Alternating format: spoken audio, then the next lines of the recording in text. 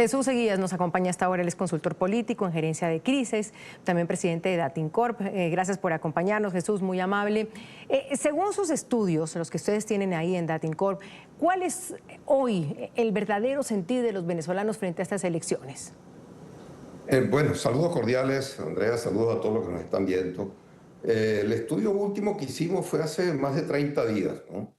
Un estudio nacional, y en ese momento, en esa fecha, la participación estaba en el orden del 38% de los totalmente decididos a votar y de la población que vive en Venezuela. Recordemos que el padrón electoral venezolano está conformado por 21 millones aproximadamente de venezolanos.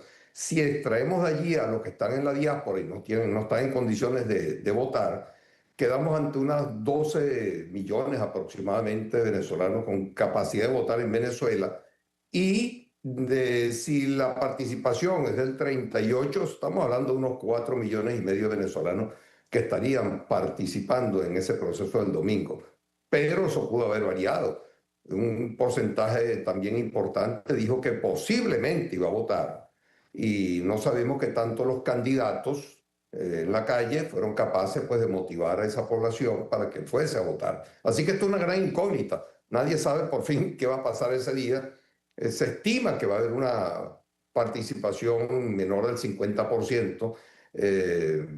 Se estima que va a haber una abstención, además, estructuralmente provocada, organizada, convocada por los factores, pues, que están al lado, pues, de María Corina Machado y Edmundo González Urrutia, y no sabemos qué tanto eso pudo haber impactado, pues, en la población electoral.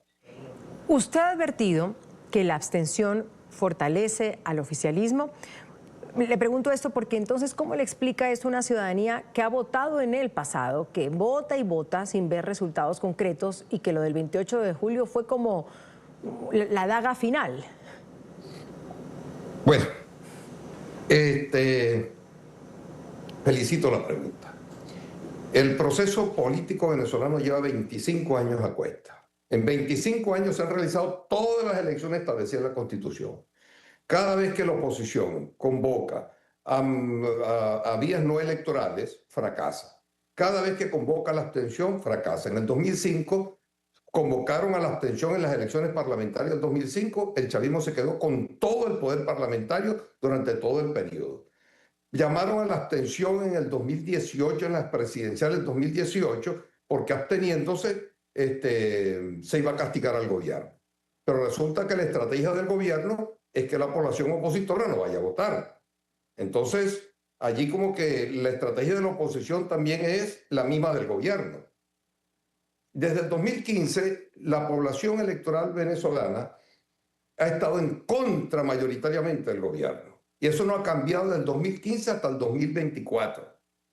Por tanto, se supone que si van a votar masivamente, la oposición ganaría unas elecciones.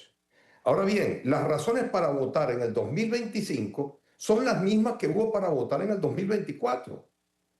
¿Por qué? Porque en el 2024 se fue a votar después de una abstención en las elecciones del presidente 2018 y en las parlamentarias del 2020. ¿Por qué no se aplicó el mismo criterio en el 2024? ¿Por qué no se abstuvieron en el 2024? La elección con peores condiciones electorales en 25 años fueron las del 2024, porque nunca antes el gobierno había dicho claramente que no iba a entregarle el poder a María Corina Machado y a la persona que hace las veces de ella, que es González Urrutia. El gobierno dijo: no les entregaremos el poder ni por las buenas ni por las malas. ¿Hay alguien que no haya escuchado eso? Todo el mundo lo escuchó. La oposición sabía que no iban a entregar el poder. La señora Machado sabía que no le iban a entregar el poder y que el gobierno no estaba hablando en juego. ¿O es que piensan que estaba hablando en juego? Si ellos saben que no iban a entregarle el poder, ¿por qué llevaron a la población a un engaño? ¿Por qué no le dijeron: mire, señores, no vamos a ir a elecciones porque no nos van a entregar el poder? Sin embargo, sabiamente decidieron continuar. ¿Por qué decidieron continuar? Porque sencillamente la candidata era la señora Machado. porque del resto no hubo ninguna otra diferencia con respecto a los demás procesos electorales. El gobierno pidió, mejor dicho, el gobierno anuló la candidatura de la señora Machado, lo cual es incorrecto, por supuesto. Anuló la de Corina Lloris, lo cual es incorrecto, por supuesto. Pusieron a González Urrutia y el gobierno dijo, este señor nadie lo conoce, este señor posiblemente le vamos a ganar, y establecieron puentes con el señor González Urrutia. Y la señora Machado se negó a que hubiese negociaciones con el gobierno. La señora Machado no estaba de acuerdo con un gobierno de transición, sino con la acta de rendición del gobierno. Claro. Y que lo único que iban a dar era un salvoconducto para que Maduro y su alto gobierno se fueran al exilio. Eso era todo. Ese es un juego equivocado y llevó a esa trampa que fue las elecciones del 28 de julio del 2024, cuando el gobierno advirtió que no iba a entregar el poder. Entonces... Entiendo cuando usted la llama trampa, pero del otro lado usted, como también maneja el tema de los datos y de las encuestas, hay gente que enamora, y podríamos decir que María Corina Machado enamoró, ilusionó a un electorado que tal vez, como usted bien lo decía, estaban cansados o no había cambiado nada del pasado, pero ilusionó a la gente, ilusionó a los venezolanos de alguna manera, que salieron pues masivamente a votar. Luego, ¿qué pasa? Lo que pasa, Jesús, la gente se cansa. Sin duda, sin duda. La señora Machado tuvo un contacto emocional con los electores como muy pocas veces visto. Lo más cercano fue Chávez en sus mejores momentos. Pero la señora Machado le terminó dando una lectura equivocada a aquello. Y yo se lo dije, mire, felicito que haya decidido apoyar a González Urrutia, porque ella tenía el juego trancado hasta última hora. Y cuando apoyó a González Urrutia la felicité. Pero ¿cuál era el rol que tenía que cumplir? Dirigir una transición cuando el gobierno no cree en ella. Era la persona menos indicada para este momento de transición, como pasó en Chile con Patricio Holguín. No fue Ricardo Lagos el candidato, fue alguien amigo de Pinochet.